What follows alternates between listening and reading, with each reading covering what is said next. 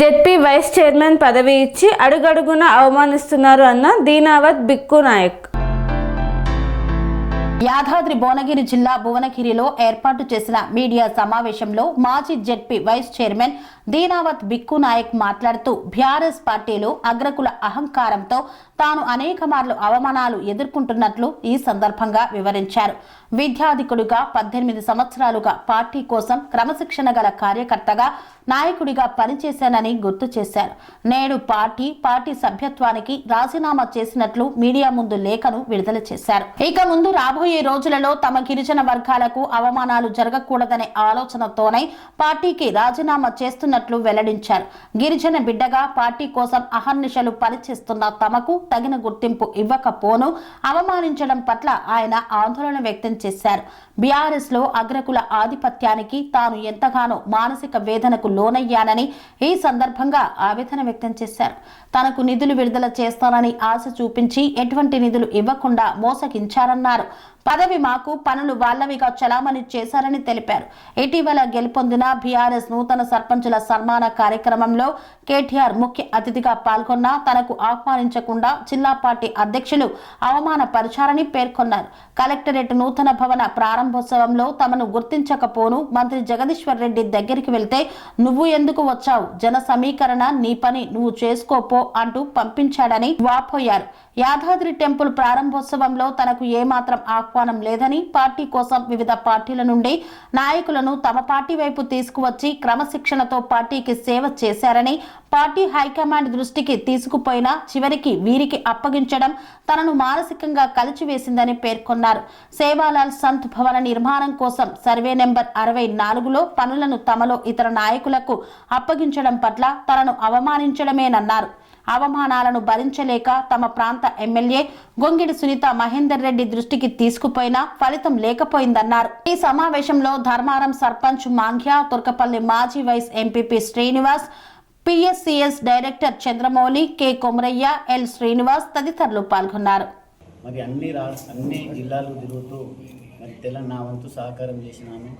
అదేవిధంగా మనం భువనగిరిలో కూడా చదువుకున్న సమయంలో ఉస్మానియా యూనివర్సిటీలో కూడా నేను ఉద్యమంలో పాల్గొని మరి నేను వర్క్ చేసుకుంటూ వస్తూ ఉన్నాను. మరి ఈరోజు ఈ నేను బీఆర్ఎస్ పార్టీ దీనికి ముఖ్య ఉద్దేశం ఏంటంటే, ఈ ప్రెస్ మీట్కి ముఖ్య ఉద్దేశం ఏంటంటే, నేను బీఆర్ఎస్ పార్టీ ప్రాథమిక సభ్యత్వానికి రాజీనామా చేస్తున్నాను. మరి దానికి గల కారణాలు ఏంటంటే, నేను ఈ జడ్పీ వైస్ చైర్మన్లో హోదాలో ఉన్నా కానీ నాకు మరి వాళ్ళు నా యొక్క వైస్ చైర్మన్ అనే దానికి మరి వాళ్ళు పదవి ఇచ్చి నన్ను అవసరాలకి పదవి ఇచ్చి ఆట బొమ్మల లెక్క తయారు చేసుకున్నారు. మరి నాకు ఎట్లాంటి ఈ పదవి ఇచ్చి అగౌరవపరచడం అనే దానికి నేను ఒక 4-5 పాయింట్లు నేను పదవి ఉన్నప్పటి నుంచి నేను మీకు చెప్తాను. నెంబర్ 1 పాయింట్, కలెక్టరేట్ ఓపెనింగ్ అయినప్పుడు నాకు గౌరవ కలెక్టర్ గారు ఉప్పమెల సత్వతి మేడం ఒక డిస్ట్రిక్ట్ ఆఫీసర్ తోటి ఫోన్ చేసి మీరు ఇన్విటేషన్ ఇస్తే నేను అదే టైంలో ప్రెసిడెన్షియల్ సూట్ ఇట్లా ఓపెన్ అవుతూ ఉంది, సీఎం గారు అక్కడ వస్తూ ఉంటే మా మేడం కాల్ చేసినాను. సునీత మేడం అయితే ఇక్కడ కొద్దిగా బిజీగా ఉన్నాను, నీకు అక్కడి నుంచి రా అంటే నేను జడ్పీ చైర్మన్ గారి కార్లో వెళ్దామని డిసైడ్ అయినా. ఇక్కడ పక్కనే ఉన్న వివర హోటల్లో అప్పుడు మినిస్టర్ జగదీశ్వర్ రెడ్డి గారు, సైదిరెడ్డి గారు వీళ్ళందరూ ఉండేది. బాబు వాళ్ళు అనే విధానం చూడండి, వాళ్ళ అహంకారం చూడండి, నువ్వు ఇక్కడ ఎందుకు వచ్చినావు అని చెప్పేసి అడిగారు. సార్ నాకు ఇన్విటేషన్ వచ్చింది, నేను కలెక్టరేట్ ఓపెనింగ్ మొదటి యాదాద్రి జిల్లా కాబట్టి నేను ఇక్కడ ఏం పని నువ్వు మందిని గ్యాదర్ చేసి నువ్వు రావాలంటే ఇలా అహంకారం చూడండి. నేను ఇంతకంటే నేను ఏడ్చుకుంటూ వెళ్ళిపోయినా. అక్కడ నేను అదొక ఘోరమైన అవమానంగా నేను ఫీల్ అయినా. రెండోది,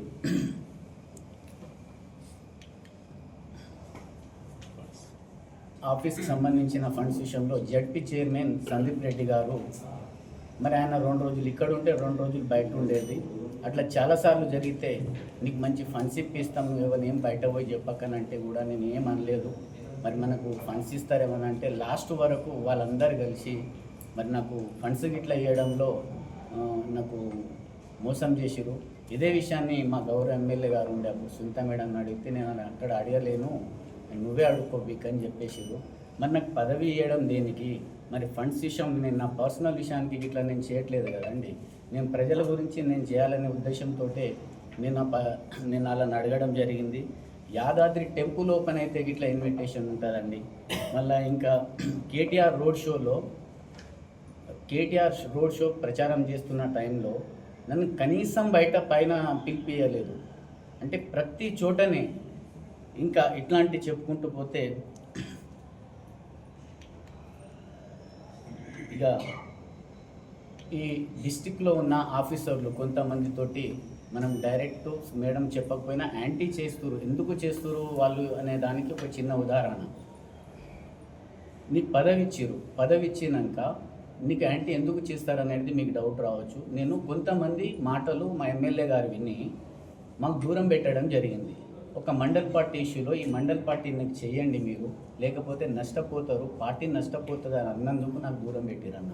అలా చెప్పుడు మాటల్లో అవి చేసి ఆ మనిషి చాలా కష్టపడ్డాడు. అప్పటి మండల్ పార్టీ ఉండే సీనన్న అని.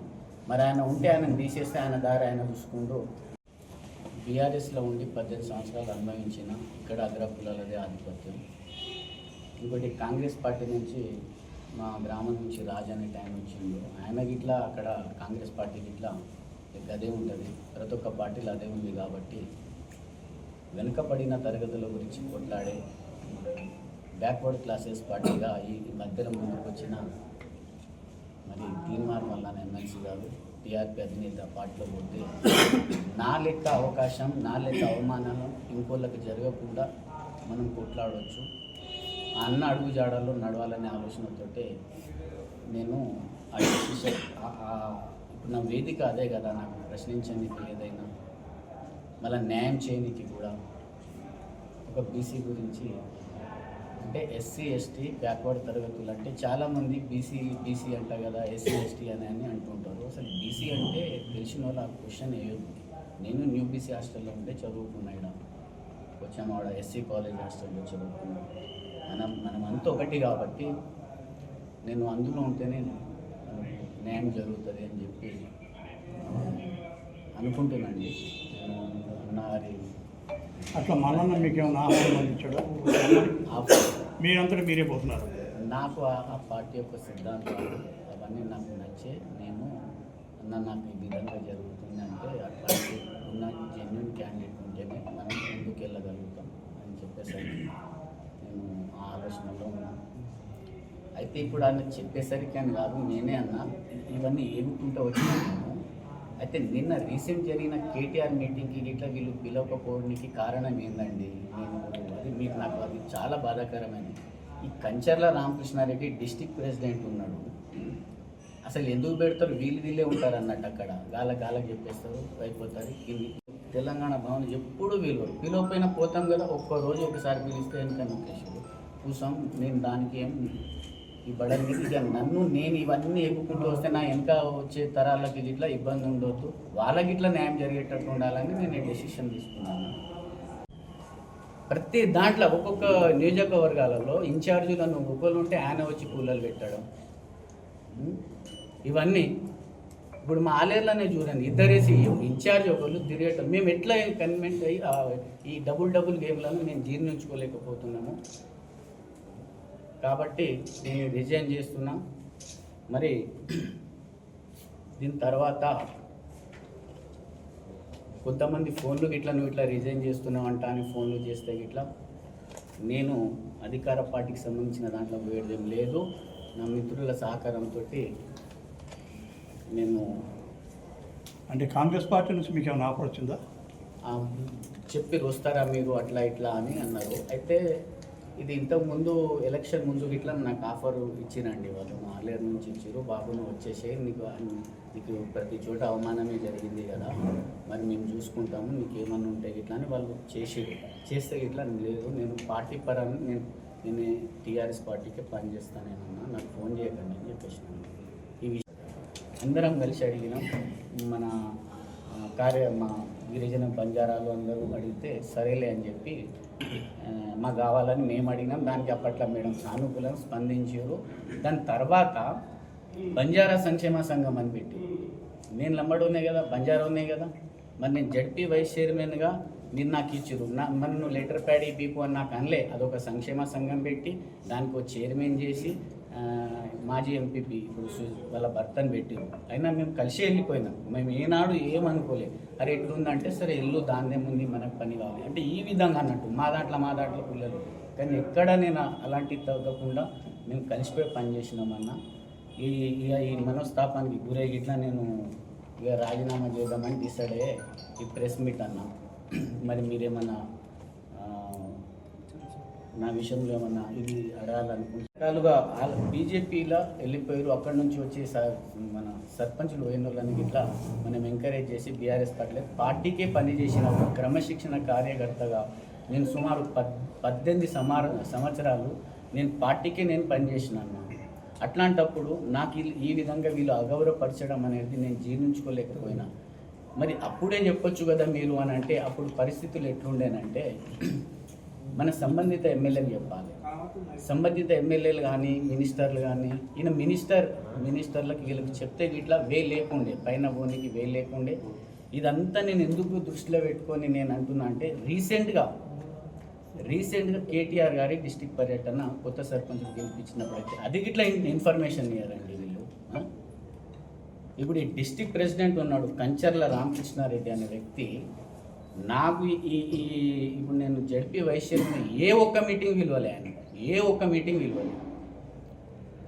నేను ఇదంతా ఏంటంటే నేను అప్పటిన్న కేసీఆర్ గారి మీద అభిమానం, బీఆర్ఎస్ పార్టీ అభిమానంతో నేను ఇవన్నీ ఓర్చుకొని వాళ్ళకే పని చేసిన తప్ప ఇప్పటి వరకు ఇట్లా దిగిపోయిన తర్వాత కూడా మళ్ళీ రీసెంట్గా అయినప్పుడు మరి ఇంతగానం నమ్మనప్పుడు మనం ఈ పార్టీకి ఉండి మనం ఏం చేయాలనేది నా ఉద్దేశం అన్న. దీన్ని నాకు ఎవరో ఏదో చెప్తే కాదు, నాకు జరిగిన విషయాలు ఇవి. ఇంకా ఆఫీసర్స్ విషయంలో నేను చెప్తున్నా. ఒక ఆఫీసర్ ఉండే ఏది మన తుర్కపల్లిలో 6-7 సంవత్సరాలు ఉన్నారు. అక్కడ ఇంకో సురేష్ నాయక్ అని వచ్చి ఉండే. అన్న మీరు ఇట్లా చేయండి, మీరు వేళ్ళనే చేయండి అని అంటే వాళ్ళకి చెప్పకుండా అన్నీ చేస్తుండని ఆయనకు సంవత్సరంలోనే తీసేసారు. అంటే వాళ్ళకి చేసే ఏ ఒక్క వాళ్ళకు అనుకూలమైన చేయండి, ప్రజల కోసం చేయండి. కాకపోతే వీళ్ళకే చేస్తారు, వాళ్ళకే చేస్తారు. ఏ కలెక్టర్లు కానీ డిస్టిక్ ఆఫీసర్, పంచాయతీ ఆఫీసర్ విషయంలో కూడా మనతోటి సాన్నిహిత్యం ఒక మాట్లాడినందుకు ట్రాన్స్ఫర్. ఇప్పుడు నా విషయం ఏంటంటే ఇవన్నీ పార్టీ దృష్టికి తీసుకెళ్ళారా మీరు? మరి నేను పలుమార్లు ఇక్కడ దగ్గరున్న మా ఎమ్మెల్యే దృష్టికి తీసుకెళ్ళిన. ఇక్కడ కాదు, అధిష్టానానికి చాయిస్ లేదు. అప్పట్లో అధిష్టానానికి ఏంటంటే డైరెక్ట్ ఎమ్మెల్యే త్రూ రావాలి. వాళ్ళు ఇక్కడ వినే పరిస్థితుల్లో లేరు. వీళ్ళకి చెప్తే వీళ్ళకి మళ్ళీ వాళ్ళే చెప్తారు. అయితే ఇదే విషయాన్ని ఎలక్షన్ తర్వాత మీరు అడిగిందని కేటీఆర్ గారి మీటింగ్ తెలంగాణ భవన్లో అయినప్పుడు అక్కడ వెళ్ళినాం. మీరు మీకు ఇబ్బంది ఏం జరిగింది, మీరు పర్సనల్గా మాకు రాసియండి అని చెప్పేసి అంటే ఈయన చదువుతాడేమో అని చెప్పి మేము రాసి ఆయనకి అది మళ్ళీ వీళ్ళకి ఇచ్చి ఇక ఎట్లా మాకు దారి ఎట్లా మేము ఏ విధంగా చెప్పగలుగుతాం అనేది మీరు అర్థం చేసుకోవాలి. రెండో అంశం, కొంతమంది నువ్వు తొందరపడ్డావు, చాలా లేట్ చేసినావు అని అంటారు. అంటే నేను తొందరపట్టి నిర్ణయం తీసుకోలేదు. నేను ఒక సుమారు నా పదవి 2019లో మేము గెలిస్తే 20 నుంచి స్టార్ట్ అయింది ఆ రోజు. 20 నుంచి ఇక నాకు మెంటల్ టెన్షన్ కంటే ఏం లేదు, ఎటు చేయలేని పరిస్థితి అండి నాది. ఎవరికి చెప్పుకోవాలి? వీళ్ళకి చెప్పుకోవాలి. వీళ్ళు స్పందించరు. ఇక పైన పోతే ఈయన పార్టీ వ్యతిరేక కార్యకలాపాలకు పని గడుతుండని చెప్పి నా మీద ఏదో నింద వేసి సస్పెండ్ చేసి అదేదో ఆ విషయం లేపేద్దామని వాళ్ళు స్కెచ్ చేసారు. అది మనం ఎందుకు మనం అవకాశాలు ఉన్నాయి చూద్దాం, సార్ మళ్ళీ గెలిస్తేనే నేను ఇదంతా ఎందుకున్నా అంటే కేసీఆర్ గారి మీద అభిమానంతో ఉన్నా. కానీ ఇక ఇప్పుడు వీళ్ళు అంతా అగ్ర కులాల వాళ్ళు మరి ఒక సైడ్ అయింది. మాకు పదవులు ఇచ్చి మా పదవిని వాళ్ళు వాడుకున్నారు తప్ప నేను వాడుకున్న సందర్భాలు మీకు ఏదైనా కనిపిస్తుందా చూడండి. ఎక్కడన్నా మీరు మీ ప్రెస్ మీట్ ఉన్నారు, నేను ఎక్కడ కలెక్టరేట్లో నాకు ఇన్విటేషన్ అయితే ఇక్కడ ఏం పని జగదీశ్వర్ రెడ్డి ఎట్లా అంటారండి? అక్కడ ఎస్టీ జనాభా లేదా? మళ్ళీ నాకు అవకాశం వస్తే ఆడికి వచ్చి ఓడగొడతాను. ఆయన ప్రతి దాంట్లో ఈ పార్టీకి నేను మన భువనగిరి నుంచి ఇట్లా అప్పట్లో ఉన్న జితా బాలకృష్ణారెడ్డి గారు ఉండే ఆయన కారణం నుంచి గిట్లా నేను బీటెక్ ఇక్కడ వాచల్ ఇంజనీరింగ్ కాలేజ్ చదువుతున్నప్పుడు గిట్లా నేను చేసుకుంటాం. మీకు తెలుసుగా అన్న నేను అప్పటి నుంచి వర్క్ చేసుకుంటూ వచ్చినా తప్ప ఏనాడు నేను పార్టీ క్రమశిక్షణ లైన్ దాటిపోలే. వాళ్ళు ఇబ్బందులు పెట్టినా నా మనసులో పెట్టుకున్నా. ఇంకా ఇంకెన్ని రోజులు అని చెప్పేసి నేను చెప్తున్నా. రెండోది, జగదీశ్వర్ రెడ్డి అనే వ్యక్తి ఏంటంటే, ఈ మినిస్టర్ గారు, ఈయనకు మేము ఒక గిరిజన బిడ్డని, నేను లంబడోళ్ళ బిడ్డని నేను. అట్లాంటప్పుడు సరే పదవి ఇచ్చినాక మీటింగ్ అవుతూ ఉంటే దానికి పార్టీ ఉంటుంది, పార్టీ వాళ్ళకి చెప్పే వచ్చిన నేను. మా సర్పంచ్ గారికి ఇక్కడ ఉన్నారు, మీరు తీసుకొని రారి, నేను అక్కడ మీటింగ్ ఉందని అంటే, నువ్వు ఇక్కడ అది నాకు విచిత్రం అనిపిస్తుంది. అంటే వీళ్ళకి మేము సేవ చేస్తూనే ఉండాలా, పోనీ పదవి వచ్చినప్పుడు ఇట్లా గౌరవం ఇట్లా ఉండాలి కదా, ఇది కాదని వాళ్ళు చెప్పమనండి. నేను క్రమశిక్షణ కలిగిన కార్యకర్తలకు చేసినానా లేదా, మా ఎమ్మెల్యే గారు, మా మహేందర్ అన్న వాళ్ళని చెప్పమనండి. ఇగో ఈ విధంగా అన్న ఫండ్స్ విషయానికి వస్తే ఇగో బీటీ రోల్ ఇక్కడ నుంచి ఇక్కడ ఉంది మేడం, ఇది వేయండి అంటే మీ ఈడే కాకుండా ఇంకే దగ్గర వేసుడు ఇదన్నా. ఇంకా రెండో విషయం ఏంటంటే, మా సోదరిమణి ఎంపీపీ గారు ఉండే సుశీల అని, నాతో పాటు ఎంపీపీ, ఆమె గిరిజన మహిళ, ఎస్టీల మేడం. అయితే ఏందనంటే, ఇక్కడ వాళ్ళు ఏం చేసిరంటే, మనం ఉన్నట్టు చెప్తే ఊళ్ళో ఉండొద్దు అన్నట్టు, ఇట్లా పార్టీ నష్టపోతుందని మనం డైరెక్ట్ చేసేసరికి ఈ బాబేంది ఇట్లా చెప్తుండని కూడా మన పక్కపొట్టు ఉన్న వాళ్ళకి సంబంధించిన అగ్రకులాల మాటలు విని మమ్మల్ని దూరం పెడతా ఉంటే, అన్న వాళ్ళు విన్నరు, నీకు నష్టం జరుగుతుందని చెప్తున్నాం, అందరం కలిసి ఓడిపోయినాం. అయితే వాళ్ళు ఎట్లా ఏ విధంగా నాకు ఇబ్బంది పెట్టడం జరిగిందంటే, అన్న సేవలాల గురించి మేము కొద్దిగా భూమి అడిగినాం మల్లాపూర్లో.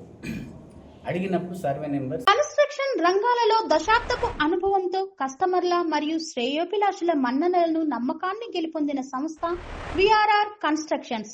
నాణ్యతకు నమ్మకానికి మారుపేరు VRR constructions. Independent houses, apartments, villas, అన్ని రకాల హంగులతో అలరించే అద్భుతమైన వెంచర్స్ తో పాటు అందరికీ అందుబాటు ధరలో సొంత ఇంటి కలను సాకారం చేసే నమ్మకమైన సంస్థ VRR constructions. Please visit VRR Constructions, Varatex Plaza near Radhika Theatre, ECL X Road, Hyderabad. Call to 9100885551 91008855